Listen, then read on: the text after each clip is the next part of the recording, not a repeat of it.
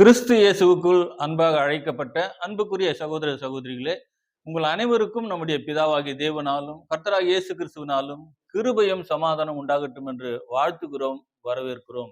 இன்றைக்கு நாம் பார்க்க போகிற பாடத்தின் தலைப்பு காலம் நிறைவேறின போது என்கிற தலைப்பின் கீழே நம்ம பாடத்தை பார்க்கலாம். வாசிக்கலாம். ஆதார வசனம் கலாத்தியர் 4ஆம் அதிகாரம் 5வது வசனம். காலம் நிறைவேறின போது ஸ்திரீயினிடத்தில் பிறந்தவரும் நியாய பிரமாணத்துக்கு கீழானவருமாகிய தம்முடைய குமாரனை தேவன் அனுப்பினார். இந்த வசனத்துல நாம் என்ன பார்க்க போறோம் அப்படின்னா, இந்த காலம் என்பது எந்த காலத்தை குறிப்பிடுகிறது, அந்த காலத்தில் என்ன நிறைவேறியது, எப்படி நிறைவேறியது என்பதை குறித்து தான் நாம் இந்த பாடத்தில் நாம பார்க்க போகிறோம். அது மட்டுமில்ல, இந்த வசனமும் இந்த வசனத்துல சொல்லப்பட்ட சம்பவமும் அந்த நிறைவேறிய விதம் தான் நம்முடைய வேதத்தின் அச்சாணி என்கிற ஒரு கூடுதலான ஒரு தகவல்கள் கூட இங்க நாம தெரியப்படுத்துகிறோம். இந்த வசனமும் இந்த வசனத்தில் சொல்லப்பட்ட சம்பவமும் நிறைவேறிய விதம் நம்முடைய வேதத்தின் அச்சாணி என்பது ஒரு கூடுதலான தகவல். இந்த வசனத்துக்கு ஒரு சிலர் கொடுக்கக்கூடிய விளக்கம் என்ன அப்படின்னு சொல்லி பார்த்துட்டு நாம அதனுடைய சரியான விளக்கத்துக்குள்ள நம்ம போகலாம். என்ன விளக்கம் கொடுக்குறாங்க அப்படின்னு சொல்லி பார்க்கும்போது ஒரு 3 விதமான விளக்கத்தை கொடுக்குறாங்க. அது முதலாவது விளக்கம் என்னன்னு சொல்லி நம்ம பார்க்கலாம். அதாவது தேவன் சர்வதேச மொழி உருவாகணும் அப்படின்னு சொல்லி தான் காத்திருந்தார் அப்படின்னு சொல்லி சொல்றாங்க. அதாவது கிரேக்க சாம்ராஜ்யத்தின் காலத்துல 127 நாடுகள் அவர்களுடைய ஆளுகை கீழ் வந்தது. அப்படி அவருடைய ஆளுகை கீழ் வந்த நாடுகளிலே கிரேக்க மொழியை அவர்கள் கட்டாயப்படுத்தினார்கள். ஜனங்கள் அதை பின்பற்றினார்கள், பேசினார்கள். அப்போ அது ஆண்டவராக இயேசு கிறிஸ்து அந்த மொழியை பேசும்போது மற்றவர்களுக்கு ஈஸியாக சுலபமாக புரிய வரும் அப்படிங்கிறதுக்காக என்பதற்காக இந்த சர்வதேச மொழி கிரேக்க மொழி உருவாகணும்னு சொல்லி காத்திருந்தார் அப்படின்னு சொல்லிட்டு முதலாவதாக ஒரு விளக்கத்தை கொடுக்குறாங்க. ரெண்டாவதாக என்ன விளக்கத்தை கொடுக்குறாங்க அப்படின்னு சொன்னா, கிறிஸ்துவின் பலி சரியான விதத்துல நிறைவேறணும், அதற்காக காலம் நிறைவேறுவதற்கு தேவன் காத்திருந்தார் அப்படின்னு சொல்லி சொல்றாங்க. அதாவது அன்றைக்கு ஆளுகை செய்திருந்த அதிகபட்சமான வல்லமுள்ள நாடுகள் மேதியா, பெர்சியா, கிரேக்கர் சாம்ராஜ்யத்துல ஒருவரை கொலை செய்வதாக இருந்தா தலையை வெட்டி தான் அவங்க கொலை செய்வாங்க. அப்படி தலையை வெட்டி கொலை செய்யும் போது உடல்ல இருக்கிற அனைத்து ரத்தங்களும் வெளியேறாது. அது மாத்திரமல்ல, தலை துண்டிக்கப்படுவதனால எலும்புகள் முறிக்கப்படுகிறது.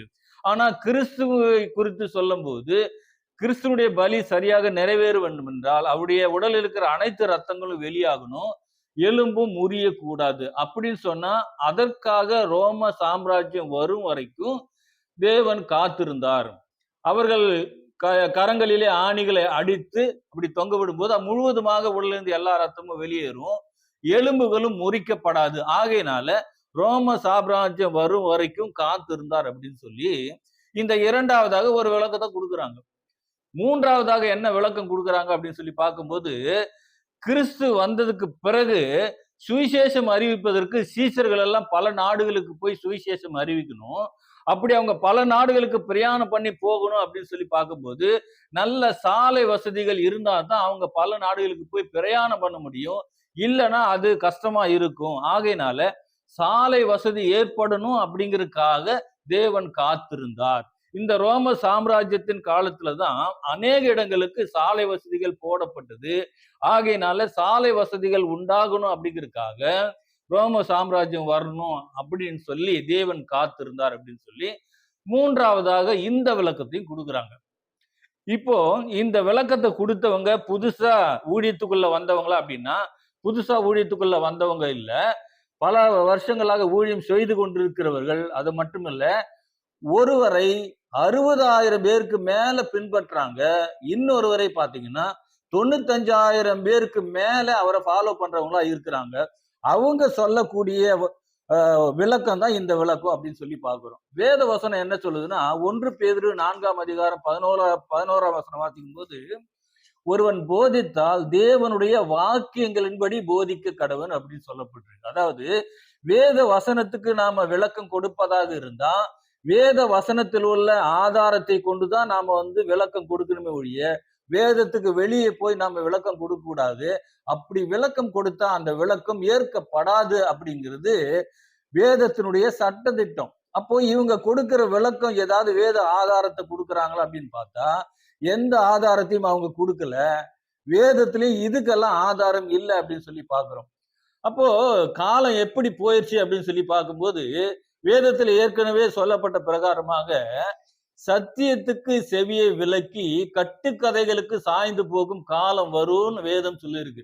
ஆகையினால இப்படி போன்ற கட்டுக்கதைகள் என்ன பண்றாங்கன்னா இந்த வசனத்துக்கு சொல்றாங்க அப்படிங்கிற பாக்குறோம். அதாவது இவங்களும் வேத ஆதாரத்தை கொடுக்கல, இவங்களை பின்பற்றி வருகிறவர்களும் நீங்க சொல்வதற்கு என்ன வேத ஆதாரம் என்ன அவங்களும் என்ன பண்ணலன்னா எந்த விதமான கேள்வியும் கேட்கல. இப்படிதான் என்ன ஆச்சுன்னா இப்படிதான் போய்கொண்டு இருக்கிறது.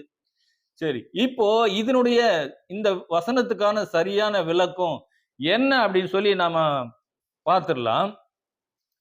நாம ஏற்கனவே சொன்னது போல இந்த வசனம், இந்த காலம் நிறைவேறின போதுங்கிற வசனம் இந்த 66 புஸ்தகங்களையும் உள்ளடக்கி அதை இயக்கி கொண்டிருக்கிற ஒரு அச்சாணி அப்படின்னு பாக்குறோம். இந்த காலம் நிறைவேறின போதுங்கிற வசனம் நம்முடைய வேத புத்தகமாகிய 66 புஸ்தகங்களை உள்ளடக்கி அதை இயக்கி கொண்டிருக்கிற அச்சாணி அப்படிங்கிறத இந்த வசனத்தினுடைய மேன்மை அப்படிங்கிறத நாம புரிஞ்சுக்கணும்.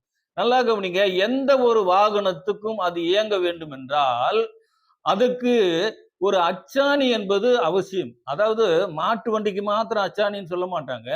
எந்த வண்டியாக இருந்தாலும் அதை இயங்குவதற்கு ஒரு அச்சாணிங்கிற ஒரு விஷயம் எல்லா வண்டிக்கும் எல்லா வாகனத்துக்கும் இருக்கும். அந்த அச்சாணி இல்லாம வாகனங்கள் இயங்காது அப்படிங்கிறத பாக்குறோம். அதே போலதான் இந்த வேத புத்தகமாகிய வண்டிய பல பேர் பல வருடங்களாக இதை விழ தள்ளணும் அப்படின்னு சொல்லிட்டு அநேகர் முயற்சி செய்து கொண்டு வந்தார்கள். இன்னும் அதை முயற்சி செய்து கொண்டு வருகிறார்கள். ஆனாலும் இந்த வேத புத்தகமாகிய இந்த வாகனத்தை என்ன செய்ய முடியலன்னா விழ தள்ள முடியல.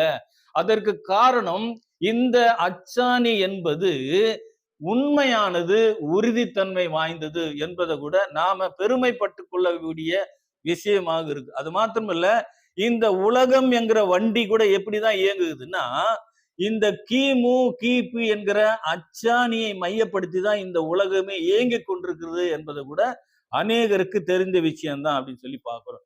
சரி, நாம இப்போ இந்த வேத வசனத்தினுடைய சரியான விளக்கத்திற்குள்ளாக நாம போலாம். ஆதியாகமம் 1ஆம் அதிகாரம் 26ஆம் வசனத்தை வாசிக்கும் போது, பின்பு தேவன் நமது சாயலாகவும் நமது ரூபத்தின்படியையும் மனுஷனை உண்டாக்குவோமாக, அவர்கள் சமுத்திரத்தின் மச்சங்களையும் ஆகாயத்து பறவைகளையும் மிருக ஜீவன்களையும் பூமி அனைத்தையும் பூமியின் மேல் ஊறும் சகல பிராணிகளையும் ஆள கடவர்கள் என்றார். இங்க பாருங்க, நம்முடைய பரலோகத்தின் தேவனானவர் மேலே தூதர்களை ஏற்படுத்தி ஒரு பரலோகம் என்கிற ஒரு விஷயம் அங்க இருக்கு, ஒரு உலகம் அங்க இருக்குன்னு பாக்குறோம். அதே போல பூமியிலேயும் ஒரு கூட்டத்தை ஏற்படுத்தி அவர்களுக்கு தன்னுடைய வல்லமையும் அன்பையும் வெளிப்படுத்த வேண்டும் என்று சொல்லி தேவன் நினைக்கிறார். அப்படி நினைக்கும் போது என்ன செய்யறாருன்னா தமது சாயலாக தமது ரூபத்தின்படியே ஒரு மனுஷனை உண்டாக்குறாரு. அந்த மனுஷன் ஜீவிப்பதற்கு தேவையான அனைத்து ஏற்பாடுகளையும் செய்கிறாரு. ஏற்ற துணையாகிய மனைவி உட்பட அனைத்து ஏற்பாடுகளையும் செய்யறாரு. அப்புறம் என்ன செய்யறாருன்னா, என்னுடைய வார்த்தைக்கு நீ கீழ்ப்படிந்து நடக்கும் போதுதான் நான் கொடுக்கிற எல்லா ஆசீர்வாதங்களும் உனக்கு கிடைக்கும். அப்படி இல்லை என்று சொன்னால் அந்த ஆசீர்வாதங்கள் கிடைக்காது அப்படின்னு சொல்லி ஒரு நிபந்தனையும் இந்த இடத்துல தேவன் விதிக்கிறாரு.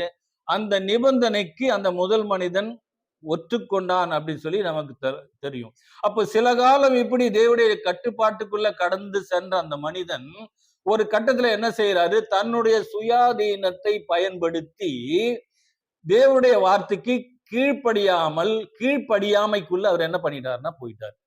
இப்ப கீழ்ப்படியாமைக்குள்ள அவர் போனதுனால என்ன ஆச்சு அப்படின்னு சொல்லி பார்க்கும்போது, தேவன் அவருக்கு முன் கொடுத்து வந்த ஆசீர்வாதங்கள், முன் கொடுத்து வந்த அனைத்து நன்மைகளையும் அவர் சொன்ன வாக்கின்படி அது ஆட்டோமேட்டிக்கா அந்த மனுஷன் இழந்து போகிறான் அப்படிங்கிறத நாம பார்க்க. அத்தனை நன்மையான ஆசீர்வாதங்களும் இழந்து போகிறான். இப்படி அவன் இழந்து போன ஆசீர்வாதங்களை மறுபடியும் அந்த மனுஷர் பெற்றுக்கொள்ள வேண்டும் என்று சொல்லி மறுபடியுமாக ஒரு திட்டத்தை என்ன பண்றாருன்னா வகுக்கிறார்.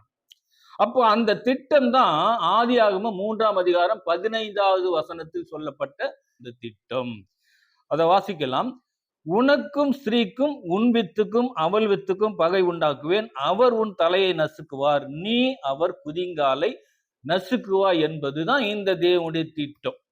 இந்த தேவனுடைய திட்டத்தை, இந்த வசனத்தை நாம ரொம்ப விரிவாக பார்த்தாதான் அதனுடைய உண்மையான அர்த்தம் புரியும். ஆனா அதை இப்ப நம்ம பார்க்க முடியாது, இன்னொரு சந்தர்ப்பத்தில் நம்ம அதை பார்க்கலாம். ஆனா இந்த தேவனுடைய திட்டத்தின் சுருக்கம் என்ன அப்படின்னு சொல்லி நாம பார்க்கும்போது, இந்த திட்டமானது, இந்த வசனத்தில் சொல்லப்பட்ட திட்டமானது நம்முடைய ஆண்டவராகிய இயேசு கிறிஸ்துவை முன்னிட்டு அவரை முன்வைத்து போடப்பட்ட திட்டம் இந்த திட்டம். இந்த வசனத்துல அவர் உன் தலையை நசுக்குவார். அப்ப இங்க அவர் என்பது நம்முடைய ஆண்டவராகிய இயேசு கிறிஸ்துவை குறிப்பிடுகிறது. நசுக்கக்கூடிய தலை என்பது சாத்தானுடைய தலையை, சாத்தானுடைய அதிகாரத்தை அது அடையாளப்படுத்துகிறது. சாத்தானுடைய அதிகாரத்தை அது அடையாளப்படுத்துகிறது. எப்படி அப்படின்னு சொல்லி பார்க்கும்போது 1 யோவான் 5ஆம் அதிகாரம் 19ஆம் வசனம் வாசிக்கும் போது, நாம் தேவனால் உண்டாயிருக்கிறோம் என்றும் உலகம் முழுவதும் பொல்லாங்கனுக்குள் கிடக்கிறது என்றும் அறிந்திருக்கிறோம். இங்க பாருங்க, இந்த வசனம் என்ன சொல்லுதுன்னா, உலகம் முழுவதும் யாருடைய கட்டுப்பாட்டுக்குள்ள இருக்குது? சாத்தானுடைய கட்டுப்பாட்டுக்குள்ள, பொல்லாங்கனுக்குள் கிடக்கிறது என்று சொல்லி இந்த வேத வசனம் சொல்லுது. யோவான சுவிசேஷம் 14ஆம் அதிகாரம் 30ஆம் வசனத்தில் கூட ஆண்டவராக இயேசு கிறிஸ்து சொல்லும்போது, இந்த உலகத்தின் அதிபதி வருகிறான். அப்ப இந்த வசனங்கள் எல்லாம் என்ன சொல்லுதுன்னா, இந்த ஒட்டுமொத்த உலகம் யாருடைய கண்ட்ரோலுக்குள்ள போயிடுச்சுன்னா சாத்தானுடைய கண்ட்ரோலுக்குள்ள போயிடுச்சு அப்படின்னு சொல்லி இந்த வசனங்கள் தெளிவுபடுத்துகிறது. அப்போ தேவனுடைய கட்டுப்பாட்டுக்குள்ள இருந்து செயல்பட வேண்டிய அந்த முதல் மனிதன் சாத்தானுடைய கட்டுப்பாட்டுக்குள் சென்று என்ன பண்ணிட்டான்? சாத்தானுடைய கட்டுப்பாட்டுக்குள்ள சென்று விட்டான். இப்பொழுது அவன் மூலமாக உருவான, அந்த முதல் மனிதன் மூலமான உருவான அனைத்து சந்ததிகளும் ஜனங்களும் எப்படி ஆயிட்டாங்கன்னா, அவனுடைய குணாதிசயத்தை உடையவர்களாக என்ன பண்ணிட்டாங்கன்னா மாறிட்டாங்க. அதாவது முதல் மனிதனுடைய ரத்தத்தின் மூலமாக அவனுடைய குணாதிசயத்தை உடையவர்களாக அனைத்து மக்களும் என்ன பண்ணிட்டாங்கன்னா மாறி போனாங்க அப்படின்னு சொல்லி பாக்குறோம். அவனுடைய குணாதிசயத்தை குறித்து வேதம் ஒரு சில காரியங்களை மாத்திரம் இப்ப பார்க்கலாம். 1 கொரிந்தியர் 6ஆம் அதிகாரம் 9, 10 2 வசனம் என்ன சொல்லுது பாருங்க. அநியாயக்காரர் தேவனுடைய ராஜ்யத்தை சுதந்திரிப்பதில்லை என்று அறியீர்களா? வஞ்சிக்கப்படாதிருங்கள். வேசி மார்க்கத்தாரும் விக்கிரகாராதனைக்காரரும் விபச்சாரக்காரரும் சுய புணர்ச்சிக்காரரும் ஆண் புணர்ச்சிக்காரரும் திருடரும் பொருளாசைக்காரரும் வெறியரும் உதாசீனரும் கொள்ளைக்காரரும் தேவனுடைய ராஜ்யத்தை சுதந்திரிப்பதில்லை. குறிப்பாக இந்த 2 வசனத்துல வாசிக்கும் போது எவ்வளவு விஷயங்கள் சொல்லப்பட்டிருக்கு பாருங்க. இந்த குணாதிசயம் எல்லாமே யாருடைய குணாதிசயம்னா இந்த சாத்தானுடைய குணாதிசயம். இந்த சாத்தானுடைய குணாதிசயத்தை உடையவர்களாக முதல் மனிதனுக்குள்ள வந்த ரத்தத்தின் மூலமாக பிறந்த ஜனங்கள் எல்லாருமே அந்த ஒரு குணாதிசயத்தை உடையவர்களாக என்ன பண்ணிட்டாங்க? எல்லாம் மாறி போயிட்டாங்க.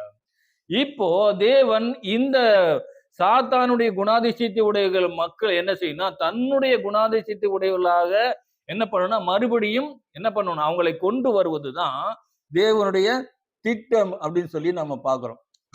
அதனாலதான் நம்ம வேதத்துல அநேக இடங்களை வாசிக்கும் போது மனம் திரும்புங்கள் என்கிற வார்த்தை பழைய ஏற்பாட்டிலையும் வருது. புதிய ஏற்பாடுல அநேக இடங்கள் என்ன சொல்றாருன்னா மனம் திரும்புங்கள் அப்படின்னு சொல்லி சொல்றத நம்ம பார்க்க முடியும். அதனாலதான் ஆண்டவராக இயேசு கிறிஸ்து வந்து முதலாவது அவர் வாயிலிருந்து சொன்ன வார்த்தையே மனம் திரும்புங்கள், தேவனுடைய ராஜ்யம் சமீபமா இருக்கு அப்படின்றாரு. அப்ப மனம் திரும்புங்கள்னா என்ன அர்த்தம்? இந்த மைண்டை திருப்புங்க. இப்ப மைண்டு முதல்ல எப்படி இருந்ததா? முதல்ல இந்த மைண்டு தேவனுடைய கட்டுப்பாட்டுக்குள்ள இருந்தது. அடுத்து இந்த மைண்டு யாருடைய கட்டுப்பாட்டுக்குள்ள போச்சுன்னா சாத்தானோட கட்டுப்பாட்டுக்குள்ள போயிடுச்சு. இப்ப மறுபடியும் என்ன சொல்றான்னா அந்த மைண்டை என் பக்கமா திருப்புங்க அப்படின்றார். இதுதான் மனம் திரும்புங்கள் என்பதனுடைய அர்த்தம் அப்படின்னு சொல்லி நாம விளங்கி கொள்ள வேண்டும். இப்போ இந்த திட்டம் என்பது முதல் மனிதன் விழுந்து போன அன்றே என்ன பண்றதுன்னா அன்றைக்கே போடப்பட்ட திட்டம் தான். அது மாத்திரமல்ல, அன்றைக்கே இந்த திட்டத்தை நம்முடைய தேவன் என்ன பண்ணிட்டாருன்னா துவக்கிட்டாரு. அது எப்படி துவக்கினார், எங்க துவக்கினார் என்பதை கூட வேதவசனம் தெளிவா சொல்லுது பாருங்க.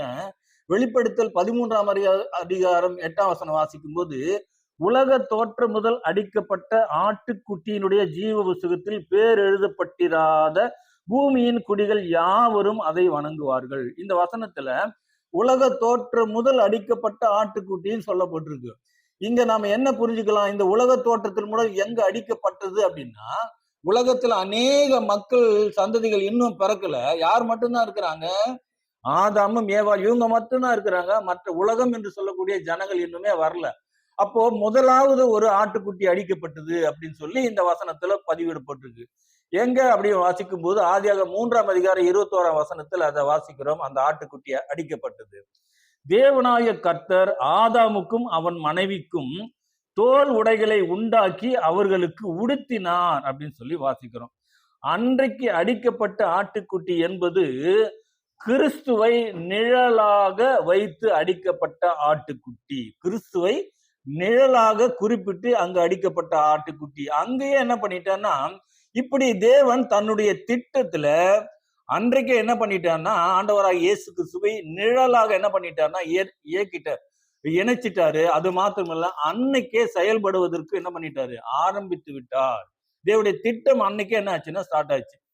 இப்போ நாம் இங்க முக்கியமாக கவனிக்க வேண்டிய விஷயம் என்ன அப்படின்னா, நம்ம முக்கியமா கவனிக்க வேண்டிய விஷயம், ஆண்டவராக இயேசு கிறிஸ்துவை முன்னிட்டு தேவன் தன்னுடைய திட்டத்தை செயல்படுத்துறதுக்கு ஆரம்பிச்சார். ஏதேன் தோட்டத்திலே அன்னைக்கே ஆரம்பிச்சுட்டாரு.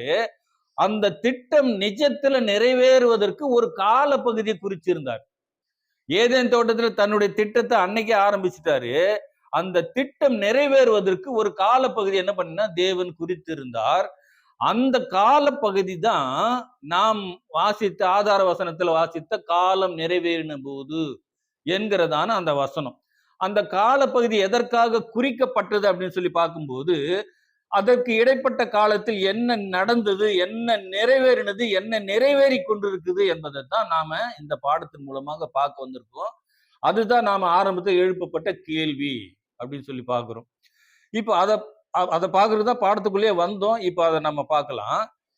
அதை பார்க்கறதுக்கு முன்னாடி ஒரு விஷயத்த பார்க்கணும். என்னன்னா, தேவனுடைய திட்டத்தினுடைய சாராம்சம் என்ன அப்படிங்கிற ஒரு விஷயத்த நம்ம பார்க்கலாம்.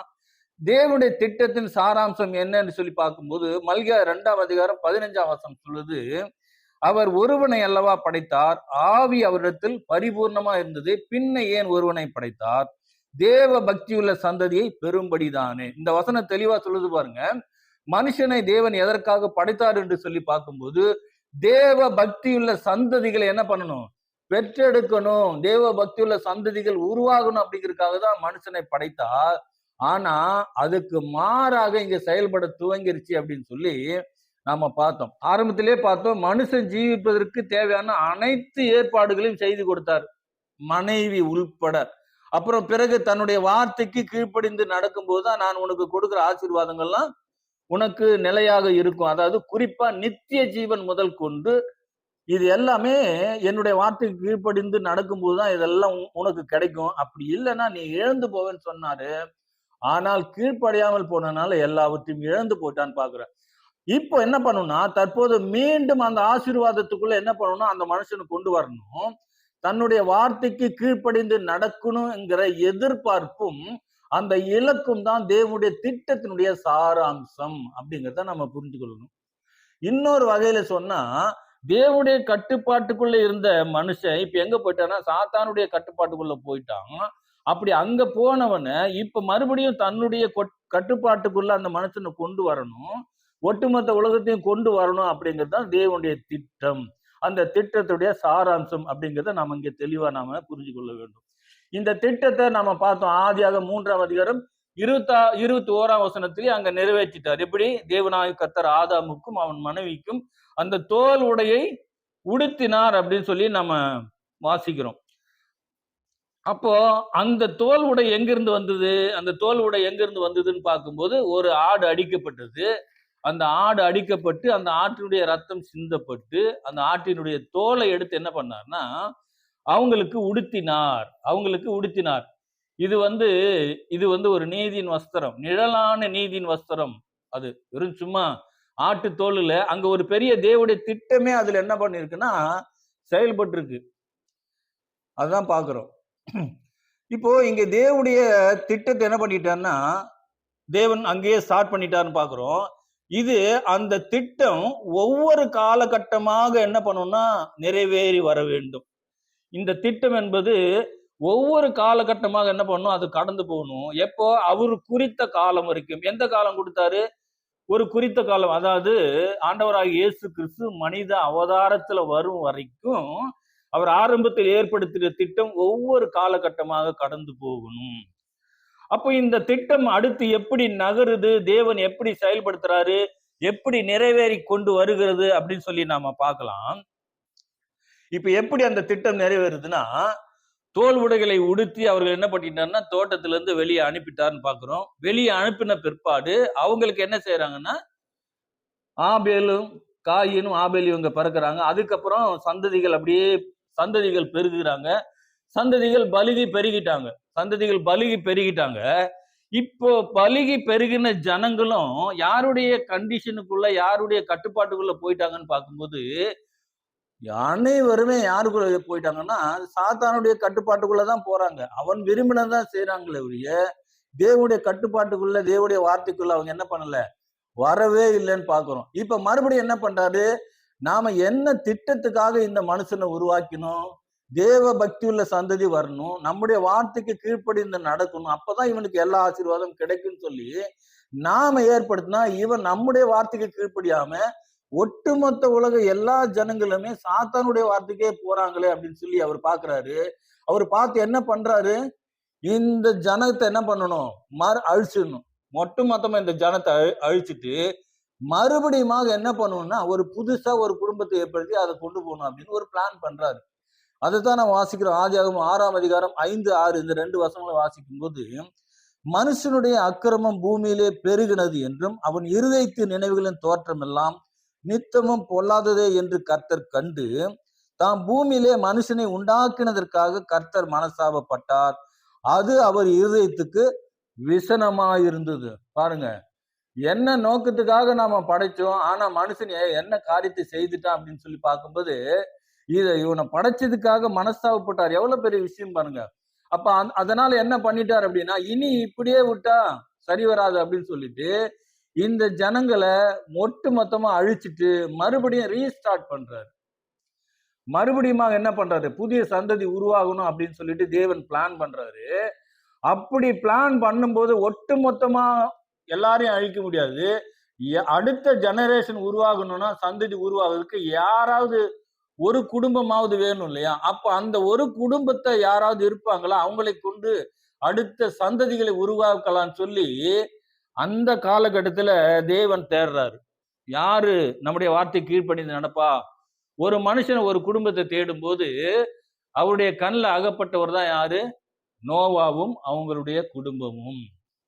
அவங்களுடைய குடும்பம் பார்க்கிறோம், வாசிக்கிறோம். ஆதியாகமம் 6ஆம் அதிகாரம் 8ஆம் வசனத்துல, நோவாவுக்கோ கர்த்தருடைய கண்களில் கிருபை கிடைத்தது. அப்ப இந்த ஒட்டுமொத்த உலகத்தை அழிக்கணும், அழிச்சிட்டு அடுத்து ஒரு புதுசா ஒரு சந்ததி உருவாகணும்னா ஒரு குடும்பமாவது வேணும். அந்த குடும்பத்தை யாரு நமக்கு பார்த்துருவானா இருப்பான்னு சொல்லி அப்படி தேடும் போதுதான் நோவா அவருடைய கண்ணில் பட்டார். அந்த நோவாவையும் அவங்க குடும்பத்தை எடுத்து என்ன பண்றாருன்னா தன்னுடைய திட்டத்தை அடுத்த கட்டத்துக்கு கொண்டு போறதுக்கு தேவன் பிளான் பண்றாரு. இப்ப அந்த மனுஷன் மூலமாக தன்னுடைய திட்டத்தை என்ன செய்யறான்னா தேவன் ஸ்டார்ட் பண்றாரு, தேவன் தோக்குறாரு. இப்ப அதுக்குள்ள எத்தனை வருஷம் கடந்து போச்சுன்னா 1656 வருஷம் கடந்து போயிடுச்சு.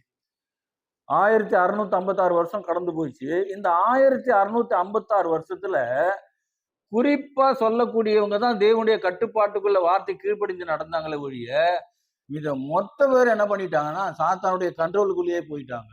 இப்ப ஏனோக்கு குறித்து சொல்லலாம், ஏனோக்கு, மெத்துசலா, அதுக்கப்புறம் இது நோவா. இவங்களை தவிர வேற யாருமே தேவனுடைய கட்டுப்பாட்டுக்குள்ள அதிகமா வந்தது போல தெரியல. அப்ப இந்த குறிப்பிட்ட பேர் தான் வந்தாங்க. ஆகையினால இந்த ஜனத்தை அழிச்சிட்டு இந்த நோவா மூலமாக இந்த உலகத்தை ரீஸ்டார்ட் பண்றதுக்கு தேவன் தீர்மானிக்கிறார். அப்போ அந்த நோவாவையும் அவங்க குடும்பத்தாரையும் அழைக்கிறார், தன்னுடைய திட்டத்தை துவங்குறாரு. இப்போ மீண்டும் என்ன செய்யறாங்கன்னா இந்த நோவாவும் அவங்க குடும்பம் மூலியமாக மீண்டுமாக ஜனங்கள் பலுகி பெருகுகிறார்கள். ஏறக்குறைய 465 வருஷம் ஆயிடுச்சு. 465 வருஷம், அதாவது ஜலப்பிரளயம் வந்து நோவாவின் குடும்பமும் அவங்க கடந்து வந்து ஜனங்கள் பழுகி பெருக 465 வருஷம் கடந்து போது ஏறக்குறைய 10 தலைமுறை தாண்டி அதுக்கப்புறம் தேவன் என்ன பண்றாருன்னா மறுபடியும் தன்னுடைய திட்டத்தை என்ன பண்ணணும், ஸ்டார்ட் பண்ணணும், துவங்கணும் அப்படின்னு சொல்லி அப்ப யாரு நம்முடைய திட்டத்துக்கு யாரு இசைந்து வருவாங்க, யாரை கொண்டு நம்முடைய திட்டத்தை துவங்கலாம்னு சொல்லி பூமியில மனுஷன் என்ன பண்றாருன்னா மனுஷனை தேடி பார்க்கிறார். நம்ம சங்கீதத்துல 2 சங்கீதத்துல சொல்லப்பட்டிருக்கும். அதாவது தேவனை தேடுகிற உணர்வுள்ளவன் உண்டோ என்று பார்க்க கர்த்தர் பரலோகத்திலிருந்து மனுபுத்திரரை கண்ணோக்கினார் அப்படின்னு சொல்லி வசனம் இருக்கு. அப்போ ஒவ்வொருவரையும் இப்படிதான் பாக்குறாரு. தாவீது கூட எப்படிதான் செலக்ட் பண்ணிருப்பாரு, சவுல் திசை மாறி போனது பிற்பாடு இப்படிதான் பாக்குறாரு. இதை நாம முதல்ல புரிஞ்சுக்கணும். அப்போ இந்த நோவாவுக்கு அப்புறம் ஜனங்கள் பழுகி பெருகுறாங்க. ஏறக்குறைய 465 வருஷம் ஆயிடுச்சு. 10 தலைமுறை கடந்து போயிடுச்சு. இப்ப தேவனுடைய திட்டத்தை துவங்கணும்.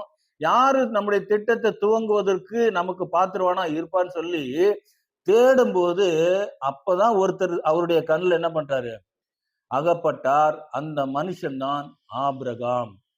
அந்த ஆபிரகாமை என்ன பண்றாரு, தேவன் அழைக்கிறாரு. நமக்கு தெரியும், அந்த ஆபிரகாமை அழைத்து தேவன் தன்னுடைய திட்டத்தை நிறைவேற்றுவதற்கு அவர் என்ன பண்றாருன்னா அவரை பயிற்சிவிக்கிறார்.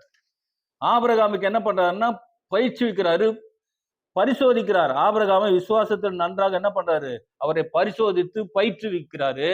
விசுவாசத்துல பலப்பட வைக்கிறார். விசுவாசத்துல பலப்பட வச்சு அவர் மூலமாக தேவனுடைய தன்னுடைய திட்டத்தை விரைவா ஸ்டார்ட் பண்றாரு. இப்போ இங்க இருந்துதான் தேவனுடைய திட்டம் விரைவா ரொம்ப ஸ்பீடா என்ன பண்ணுன்னா ஸ்டார்ட் ஆகுது. அப்போ ஆபிரகாமுக்கு ஈசாக்கு பிறக்கிறாரு, ஈசாக்குக்கு யாக்கோபு பிறக்கிறாரு. யாக்கோபு மூலமாக 12 பிள்ளைகள் பிறக்கிறாங்க. அந்த 12 பிள்ளைகள் மூலமாக லட்சோப லட்சம் பிள்ளைகள் பிறக்கிறாங்க. தேவனுக்கு என்று ஒரு சந்ததி அப்படியே திரளான ஒரு கூட்டமாக, ஒரு பெருங்கூட்டமாக என்ன பண்றாங்கன்னா பெருகுறாங்க தேவனுக்கு என்று. அதுக்கப்புறம் என்ன செய்யறாருன்னா இந்த ஒரு பெருங்கூட்டத்துக்கு தேவன் தன்னை வெளிப்படுத்துறார். நான் தான் உங்களுடைய தகப்பன், நான் தான் உங்களுடைய தேவன் என்று சொல்லி தன்னை வெளிப்படுத்துறார். எப்படி வெளிப்படுத்துறாரு, அநேக அடையாளங்கள் மூலமாக, அற்புதங்கள் மூலமாக அந்த ஜனங்களுக்கு தன்னை வெளிப்படுத்துறார். வெளிப்படுத்தி அவங்களுக்கு என்ன பண்றாரு, அவங்களை வழிநடத்தி கொண்டு போவதற்கும் அவங்க தேவனை ஆராதிப்பதற்கும் ஆசரிப்பு கூடாரத்தை ஸ்தாபிக்கிறாரு, ஏற்படுத்துறாரு. அந்த ஆசரிப்பு கூடாரத்துல அநேக சடங்குகளை ஏற்படுத்துறாரு. அந்த சடங்குகளை வழிநடத்துவதற்கு ஆசாரியனை ஏற்படுத்தி அவர்கள் ஒழுக்கமான தேவனுடைய சட்ட திட்டத்தை கடைபிடித்து தேவனுடைய சந்ததிகளாக வரணும் அப்படிங்கறதுக்காக அந்த நியாயப்பிரமாணம் என்கிற அந்த நூலை அவங்களுக்கு ஏற்படுத்தி இந்த பிரித்தெடுத்த இந்த தன்னுடைய அந்த கூட்டத்தை தன்னுடைய கட்டுப்பாட்டுல கொண்டு வர்றாரு. அந்த தன்னுடைய கட்டுப்பாட்டுகளுக்கு கொண்டு வந்து இந்த ஜனத்தின் மூலமாக ஒட்டுமொத்த உலகத்தையும் தன்னுடைய கட்டுப்பாட்டுக்குள்ள கொண்டு வரணும்ட்டு இத்தனை ஏற்பாடுகளையும் தேவன் செய்யறாரு. இதை குறித்துதான் கலாத்தியர்ல வாசிக்கிறோம். கலாத்தியர் 3ஆம் அதிகாரம் 23, 24 இந்த 2 வசனத்திலையும் அந்த திட்டத்தை வாசிக்க முடியும். ஆதலால் விசுவாசம் வருவதற்கு முன்னே வெளிப்பட போகிற விசுவாசத்திற்கு ஏதுவாக நாம் அடைக்கப்பட்டவர்களால் நியாய பிரமாணத்தின் கீழ் காவல் பண்ணப்பட்டிருந்தோம். இவ்விதமாக நாம் விசுவாசத்தினாலே நீதிமான்களாக்கப்படுவதற்கு நியாய பிரமாணம் நம்மை கிறிஸ்துவினிடத்தில் வழி நடத்துகிற உபாத்தியா இருந்தது.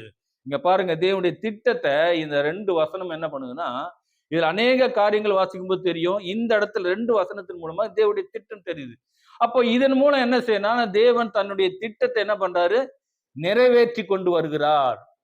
என்ன செய்யறாரு, ஒரு கூட்டத்தை பிரிச்சு எடுத்தாரு, தன்னை வெளிப்படுத்தினாரு, ஆசரிப்பு கூடாரத்தை ஏற்படுத்தினாரு, ஆசாரியனை ஏற்படுத்தினாரு, நியாயப்பிரமாணம்ங்கிற ஒரு சட்ட திட்டத்தை கொடுத்து தன்னுடைய வார்த்தைக்கு கீழ்ப்படினு செய்யறாரு. இவங்களை கொண்டு ஒட்டுமொத்த உலகத்தையும் தன்னுடைய கட்டுப்பாடுகளை கொண்டு வர்றதுக்குதான் இந்த ஒரு பெரிய பிளான் வச்சு தேவன் தன்னுடைய திட்டத்தை என்ன பண்றாருன்னா இந்த ஜனங்கள் மூலமா ஸ்டார்ட் பண்றாரு. இந்த திட்டம் தொடர்ந்து நடந்து கொண்டே வருகிறது. இதற்கிடையில தேவன் பிரித்தெடுத்த ஜனம் தேவனுடைய கட்டுப்பாட்டுக்குள்ளே இருந்து அவருக்கு கீழ்ப்படிந்தே நடந்தாங்களா அப்படின்னா அதுதான் இல்லை. இவங்களும் என்ன செய்ய ஆரம்பிச்சாங்கன்னா தேவனுடைய கட்டுப்பாட்டுக்குள்ள இருந்து சாத்தானுடைய கட்டுப்பாட்டுக்குள்ள போறதும், அப்புறம் சாத்தானுடைய கட்டுப்பாட்டுக்குள்ள இருந்து தேவனுடைய கட்டுப்பாட்டுக்குள்ள வருதும், இப்படியே இந்த இஸ்ரவேல் ஜனங்களும் என்ன பண்ணிட்டு இருந்தாங்கன்னா செய்து கொண்டு வந்தாங்க. தேவன் என்ன பண்ணிருந்தாரு, இவங்க இப்படி செய்ததுனால இவங்களை தண்டித்தும் அரவணைத்தும் என்ன செய்தார்னா அவங்களை வழிநடத்தி கொண்டு வந்தார் அப்படின்னு சொல்லி நாம் பார்க்கிறோம். அதுக்காகவே அந்த ஜனத்தை வழிநடத்துவதற்கு அதற்காகவே ஒவ்வொரு காலகட்டத்திலையும் தீர்க்கதரிசி என்கிற ஒருத்தர் ஏற்படுத்தினார். தேவனுடைய சார்பாக தீர்க்கதரிசியை ஏற்படுத்தி அந்த தீர்க்கதரிசிகள் மூலமாக இவங்களை வழிநடத்துவதற்கு, ஆலோசனை கொடுப்பதற்கும், தைரியத்தை கொடுத்து வழிநடத்துவதற்கு தீர்க்கதரிசிகளை ஏற்படுத்தி இப்படி வழி நடத்திட்டு வந்தாரு இந்த ஜனங்களை. காலம் உருண்டோடியது. பாருங்க, காலம் அப்படியே உருண்டோடுது. தேவன் தன்னுடைய திட்டத்தை இப்ப துவக்கி ஏறக்குறைய 4000 வருஷம் ஆயிடுச்சு. இது எல்லாத்தையும் ஏற்படுத்தி இத தேவன் நடத்தி கொண்டு வருகிறாரு. காலம் உருண்டோடுது. ஏறக்குறைய தேவன் தன்னுடைய திட்டத்தை ஏதேன் திட்டத்துல துவக்கி 4000 வருஷம் ஆயிடுச்சு. இப்ப இதற்குள்ள என்ன ஆயிடுச்சுன்னா, தேவன் பிரித்தெடுத்த அந்த 12 கோத்திரம் என்ன ஆச்சுன்னா, 10 கோத்திரம் தனியாகவும் 2 கோத்திரம் தனியாகவும் பிரிஞ்சு போனது சாலமோனுடைய ஆட்சி காலத்துக்கு பிறகு. அப்புறம் இந்த 10 கோத்திரம் என்ன ஆச்சுன்னா, தேவனுடைய வார்த்தைக்கு கீழ்ப்படியாம முற்றிலுமா அவங்க சாத்தானுடைய வார்த்தைக்கு கீழ்ப்படிந்து சாத்தானுடைய கட்டுப்பாட்டுக்குள்ளேயே போயிட்டாங்க. ஒரு கட்டத்துல அந்த 10 கோத்திரத்தையும் என்ன பண்ணிட்டாருன்னா சிதறடிச்சாரு. அசிரியாக்கள் மூலமாக, அசிரியா ராஜா மூலம் அந்த 10 கோத்திரமும் சிதறடிக்கப்பட்டு போனது. அவங்க இருக்கிற இடமே இல்லாம போனது. அவங்க தங்கள் அடையாளத்தை இழந்துட்டாங்கன்னு சொல்லி பாக்குறோம். இது நாம எங்க வாசிக்கிறோம்னா 2 ராஜாக்கள் 17ஆம் அதிகாரம் 17ஆம் வசனத்துல நம்ம அதை வாசிக்க முடியும். அவர்கள் தங்கள் குமாரரையும் தங்கள் குமாரத்திகளையும் தீக்கடக்க பண்ணி குறி கேட்டு நிமித்தங்கள் பார்த்து கர்த்தருக்கு கோபம் உண்டாக்க அவர் பார்வைக்கு பொல்லாப்பானதை செய்வதற்கு தங்களை விற்று போட்டார்கள். யாரு? இந்த 10 கோத்திர ஜனங்களும் எந்த அளவுக்கு அநியாயம் செய்யணுமோ அந்த அளவுக்கு அநியாயம் செஞ்சு சாத்தானுடைய வார்த்தைக்கே கீழ்ப்படிந்து போனாங்க. அதனால இந்த ஜனத்தை அப்படியே கைவிட்டாரு. அந்த 10 கோத்திரமும் அசிரிய ராஜா மூலமா சிறைபிடிக்கப்பட்டு அந்த 10 கோத்திரமும் சிதறடிக்கப்பட்டு அவங்க தங்களுடைய அடையாளத்தை இழந்து போயிட்டாங்க. அப்ப மீதமுள்ள இந்த 2 கோத்திரம் மாத்திரம் தான் மீதம் இருந்தது. யாரு? யூதா, பென்யமின். இந்த 2 கோத்திரம் மாத்திரம் தான் மீதம் இருந்தது. தேவனுடைய வார்த்தை கீழ்ப்படிந்து நடந்தாங்க. தொடர்ந்து வாசிக்கும் போது தெரியும். அவங்களும் என்ன ஆயிட்டாங்கன்னா கொஞ்ச காலத்துல அவங்களும் தேவனை விட்டு விலகி சாத்தானுடைய கட்டுப்பாட்டுக்குள்ளேயே போயிட்டாங்க. அந்த 2 கோத்திரமும் போயிட்டாங்க. தேவன் பார்த்தாரு. இப்ப என்ன செய்தாரு? 10 கோத்திரத்துக்கு அசிரியா ராஜா வந்து அவங்கள சிறைபிடிச்சிட்டு போனாங்க. இந்த 2 கோத்திரத்துக்கு நேபுகாத் நேச்சாரை வர வச்சு 3 முறை படையெடுத்து என்ன பண்ணாங்கன்னா இந்த ஜனங்களை என்ன பண்ணிட்டாங்கன்னா சிறைபிடித்து கொண்டு போயிட்டாங்க. தேவாலயத்தையும் அக்னியில சுட்டு எரிச்சிட்டாங்க அப்படின்னு சொல்லி பாக்குறோம். அதுல உள்ள பொருள் எல்லாம் கொள்ளையடிச்சுட்டு போயிட்டாங்க. அப்போ இந்த 2 கோத்திரமும் என்ன ஆயிடுச்சுன்னா தேவனுடைய கட்டுப்பாட்டுக்குள்ள இருந்து சாத்தானுடைய கட்டுப்பாட்டுக்குள்ள போன உடனே பாபிலோன் ராஜாவாகிய நேபுகாத் நேச்சாரை வந்து இந்த ஜனத்தை என்ன பண்ணிட்டாரு? சிறைபிடித்து கொண்டு போயிட்டாரு. சிறைபிடித்து கொண்டு போய் 70 வருஷம் என்ன செய்தாங்கன்னா பாபிலோன்ல அடிமையாக இருந்தாங்க. முதல்ல எகிப்துல அடிமையாக இருந்தாங்க. அந்த எகிப்துல இருந்து அடிமைத்தனத்திலிருந்து விடுதலையாக்கி வந்தாரு. இப்ப ஒட்டு மொத்தமா எங்க போயிட்டாங்கன்னா 2வது அடிமைத்தனத்துக்குள்ள எங்க போனாங்கன்னா பாபிலோனுக்கு 2வது முறையாக 70 வருஷம் அடிமைத்தனத்துக்குள்ள அங்க போனாங்க. அங்க இருந்து 70 வருஷம் அங்க இருந்து ஜீவிக்கிறாங்க. அங்க இருந்து அநேக பாடுகள் உபத்திரங்கள் அவங்க என்ன பண்றாங்க? அனுபவிக்கிறாங்க. ஆனாலும் அங்கேயும் தேவன் தீர்க்கதரிசிகளை வைத்து வழிநடத்தி கொண்டு வருகிறார் என்று பார்க்கிறோம். இதுக்கப்புறம் இந்த 70 வருஷம் நிறைவேறதுக்கு பிற்பாடு அவங்க அந்த முடிவில அங்கிருந்து விடுதலையாகி எங்க வராங்கன்னா தன்னுடைய சொந்த தேசத்துக்கு வராங்க. தேவாலயத்தை கட்டலாம் அப்படின்னு சொல்லி 70 வருஷத்துக்கு அப்புறம் அந்த ஜனங்கள் திரும்பி வராங்க. அப்படி திரும்பி வந்த ஜனங்கள் இப்ப என்ன ஒரு காரியத்துக்குள்ள வந்துட்டாங்கன்னா, நாம இப்படி அடிக்கடி நாம பாடுகளுக்கு உபத்திரவதுக்கு சிறைப்பட்டு போறதுக்கு காரணம் நாம தேவனுடைய கட்டளையை மீறி செயல்படுவதனாலதான் அப்படின்னு சொல்லதை உணர்ந்து என்ன பண்ணாங்கன்னா, இனி நாம விக்கிரகத்தை வணங்கக்கூடாது. இனி நாம விக்கிரகத்தை வணங்கக்கூடாது. சாத்தானுடைய வார்த்தைக்கு கீழ்ப்படியக்கூடாது. தேவனுடைய கட்டளைக்கும் தேவனுடைய வார்த்தைக்கு மாத்திரமே கீழ்ப்படிந்து நடக்கணும் அப்படிங்கிற ஒரு தீர்க்கமான ஒரு முடிவுக்குள்ள வராங்க. ஒரு தீர்க்கமான முடிவுக்குள்ள என்ன பண்றாங்கன்னா வராங்க. இது எங்க வாசிக்கிறோம்னா எஸ்ரா புஸ்தகத்துல முழுவதுமாக எஸ்ரா, நெகேமியா இந்த 2 புஸ்தகத்துல வாசிக்கும் போது இந்த விஷயங்கள்லாம் எழுதப்பட்டிருக்கு. நம்ம குறிப்பா பார்க்கணும்னா எஸ்ரா 9ஆம் அதிகாரம் 10ல இருந்து 15 வரைக்கும் உள்ள வசனங்களை வாசிக்கும் போது இவங்க மனம் திரும்பின விஷயங்கள், இவங்களை அறிக்கையிடுகிற விஷயம் எல்லாம் தெரியுது. நாம இனிமே தேவனுடைய வார்த்தைக்கு கீழ்ப்படிந்து நடக்கணும் அப்படின்னு சொல்லி ஒரு தீர்க்கமான ஒரு முடிவை எடுக்கிறாங்க. இப்போ இந்த கட்டத்துல தேவன் என்ன செய்யறாரு அப்படின்னா, இப்போ ஏற்கனவே அவர்களுக்கு தீர்க்கதரிசிகளை கொடுத்துதான் இந்த ஜனங்களை வழிநடத்தி கொண்டு வந்தார். ஆலோசனையும் தைரியத்தையும் கொடுத்து இப்ப சிறைபிடிக்கு 70 வருஷம் அடிமைக்குள்ள போனாங்க. மறுபடியும் திரும்பி வந்தாங்க. இப்ப மனம் திரும்பி ஒரு தீர்க்கமான ஒரு முடிவுக்குள்ள வந்துட்டாங்க. இனி நம்ம விக்கிரகத்து பக்கம் போகக்கூடாது, தேவனுடைய கட்டளைக்கு தான் கீழ்ப்படின்னு ஒரு தீர்க்கமான முடிவுக்கு வந்துட்டாங்க. இப்ப என்ன பண்றாருன்னா தேவன், இனி யாரை கொண்டு இந்த ஜனங்களை வழி நடத்தலாம் அப்படின்னு சொல்லிட்டு அவர் யோசிக்கிறார். இப்படி அதை மாத்திரம் யோசிக்கல, யாரை கொண்டு இந்த ஜனங்களை வழி நடத்தணும் அப்படிங்கிற யோசிக்கிறாரு. அடுத்து ஒட்டுமொத்த ஜனத்துக்கும், உலகத்தில் இருக்கிற ஒட்டுமொத்த ஜனத்துக்கும் தன்னை வெளிப்படுத்தணும்னு ஆரம்பத்திலே ஒரு திட்டம் போட்டிருந்தாரு. அந்த ஒட்டுமொத்த ஜனத்துக்கும் தன்னை வெளிப்படுத்தணும், அவர்களை தன்னுடைய கட்டுப்பாட்டுக்குள்ள கொண்டு வந்து இந்த சீர்கட்டு போன இந்த உலகத்தையும் ஏதேன் தோட்டத்தை போல மாற்றவும், ஆதியிலே போட்ட தேவனுடைய திட்டத்தை நிறைவேற்றுவதற்கும் இது சரியான காலம், சரியான நேரம் என்பதை தேவன் அறிந்தார். ஆதியிலே போட்ட திட்டத்தை நிறைவேற்றுவதற்கு இது சரியான காலம், இது சரியான நேரம் என்பதை தேவன் அறிந்தார். அப்போ இந்த காலத்தை குறித்து தான் நம்ம ஆதார வசனத்துல வாசித்த கலாத்தியர் 4:5 காலம் நிறைவேறின போது அப்படின்னு வருது. அப்போ இந்த காலம் நிறைவேறின போதுங்கிற அந்த வசனம் நிறைவேறுவதற்கு எவ்வளோ காலகட்டங்கள், எவ்வளோ ஒரு திட்டத்துக்குள்ள எவ்வளோ ஒரு காரியங்கள் கடந்து போக வேண்டியிருக்கு பாருங்க. அப்ப இந்த காலம் நிறைவேறுதுன்னா அந்த உலகத்தில் சொல்ற காரியங்கள் எல்லாம் இல்ல. தேவன் ஏதேன் தோட்டத்துல ஒரு திட்டத்தை போறாரு, அந்த திட்டம் நிறைவேறுவதற்கு ஒரு காலப்பகுதி குறிச்சிருந்தாரு. அந்த காலப்பகுதியில அநேக விஷயங்கள் நடந்து ஏறி வருது, அது நடந்து முடியுது. அந்த நடந்து முடியும் போது இந்த ஜனங்களை அடுத்த கட்டத்துக்கு வழிநடத்துக்கு கொண்டு போகணும், ஒட்டு மொத்தையும் தன்னுடைய கட்டுப்பாட்டுகளை கொண்டு வரணும், தன்னை வெளிப்படுத்தணும் அப்படிங்கிற ஒரு தீர்மானிக்கிறாரு.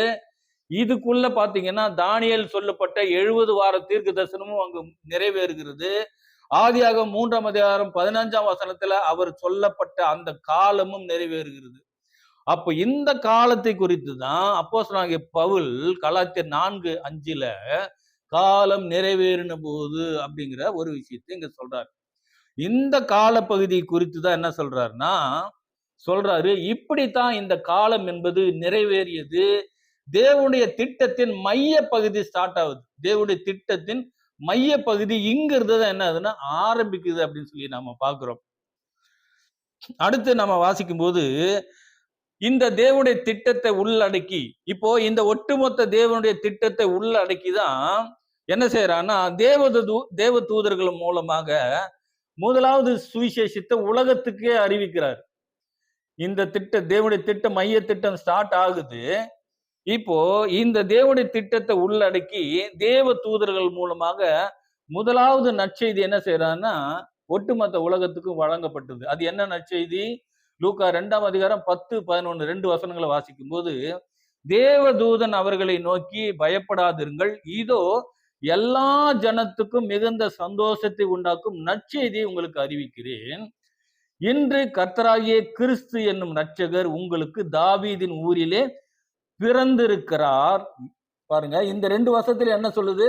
அந்த காலம் நிறைவேறினது. அந்த காலத்துல என்ன நிறைவேறுது? அது வரைக்கும் நிழலாக கிறிஸ்து ஆட்டுக்குட்டியாக பலி செலுத்தி நிழலாக வெளிப்பட்டாரு. இந்த காலம் நிறைவேறின போது இயேசு கிறிஸ்து மனித அவதாரத்துல வர்றார், மனித அவதாரத்துல பிறக்கிறார். அதை குறித்து தான் இங்க காலம் நிறைவேறின போது தேவனுடைய திட்டத்தின் காலமும் நிறைவேறுது. மனுகுலத்துல இயேசு கிறிஸ்து அவதரிக்கிறாரு. எதுக்கு? சாத்தானுடைய தலையை, சாத்தானுடைய அதிகாரத்தை நசுக்குவதற்காக மனித அவதாரத்துல வர்றாரு அப்படின்னு பாக்குறோம். அதனாலதான் இந்த இடத்துல என்ன சொல்றாரு தேவதூதர்கள்? எல்லா ஜனத்துக்கும் மிகுந்த சந்தோஷம். நம்ம ஆரம்பத்துல இருந்து ஒரு விஷயத்தை சொல்லிட்டு வரோம். என்னன்னு சொல்லிட்டு வரோம்? இந்த ஜனங்களை கொண்டு வந்து இந்த ஜனங்கள் மூலமாக ஒட்டுமொத்த மனுக்குலத்தையும் தன்னுடைய வார்த்தைக்கு கீழ்ப்படி வைக்கணும், தன்னுடைய கட்டுப்பாட்டுக்குள்ள கொண்டு வரணுங்கிறது தேவனுடைய திட்டம். இந்த திட்டத்தை அப்படியே தூதர்கள் பேசுறாங்க. எல்லா ஜனத்துக்கும் மிகுந்த சந்தோஷத்தை உண்டாக்கும் நற்செய்தி. அப்போ அந்த திட்டத்துல என்ன போறாருன்னா எல்லா ஜனத்தையும் கொண்டு வருவதற்கு ஒரு திட்டம் போறாரு. அந்த திட்டம் நிறைவேறுவதற்கு ஒரு காலப்பகுதியை குறிச்சிருந்தாரு. அந்த காலப்பகுதியை குறித்து தான் இங்க அப்போஸ்தலனாகிய பவுல் சொல்றாரு, காலம் நிறைவேறின போதுன்னு. அந்த காலத்துல என்ன நிறைவேறினதுன்னா ஆண்டவராக இயேசு கிறிஸ்து மனிதனாக பிறந்தார் அப்படின்னு சொல்லி இந்த வேத வசனம் நமக்கு விளக்கம் கொடுக்குது. இப்போ அதனுடைய அடிப்படையில தான் இப்ப நீங்களும் நானும், புறஜாதியாரியாக நீங்களும் நானும் எப்படி வந்திருக்கிறோம்? அந்த எல்லா ஜனத்துக்கும் நற்செய்தி அறிவிக்கும் போது அந்த நற்செய்தியின் மூலமாக தான் புறஜாதிகளாகிய நீங்களும் நானும் அவருடைய திட்டத்துல வந்திருக்கிறோம்.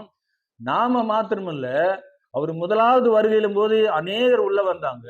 இப்போ இன்னும் மறுபடியும் அநேகர் இன்னும் வர வேண்டியது இருக்குது. அதற்காக ஆண்டவராகிய இயேசு கிறிஸ்து மறுபடியும் பூமிக்கு திரும்பி வருவதற்கு இருக்கிறார். மறுபடியும் பூமிக்கு திரும்பி வரப்போகிறார். அந்த காலமும் நிறைவேற போகிறது. அந்த காலமும் நிறைவேற போகிறது அப்படிங்கிறத நம்ம புரிந்து கொள்ள வேண்டும். அப்போ இதுதான் இந்த கலாத்தியர் 4ஆம் அதிகாரம் 5ஆம் வசனத்தில் சொல்லப்பட்ட காலம் நிறைவேறின போது என்பது. இது வேதத்தினுடைய அச்சாணி. 66 புஸ்தகங்களையும் உள்ளடக்கி அதை இயக்கி கொண்டிருக்கிற அச்சாணி என்பதையும் நாம தெளிவாக புரிந்து கொள்ள வேண்டும். அவ்வளவு மேன்மையான ஒரு முக்கியமான வசனம் தான் இந்த வசனம் அப்படின்னு சொல்லி நம்ம பார்க்கிறோம். இதைத்தான் நம்ம பார்த்தோம். காலம் நிறைவேறின போது என்பதனுடைய விளக்கத்தை நம்ம என்ன பண்ணிட்டோம், பார்த்துட்டோம். இதுல உங்களுக்கு ஏதாவது சந்தேகங்கள், கேள்விகள் இருந்ததுன்னா நீங்க எங்களோடு தொடர்பு கொண்டு நீங்கள் பேசலாம். நாங்கள் உங்களுக்கு விளக்கத்தை கொடுக்க நாங்கள் தயாராக இருக்கிறோம். தேவன் தாமே உங்கள் ஒவ்வொருவரையும் ஆசீர்வதிப்பாராக. ஆமென்.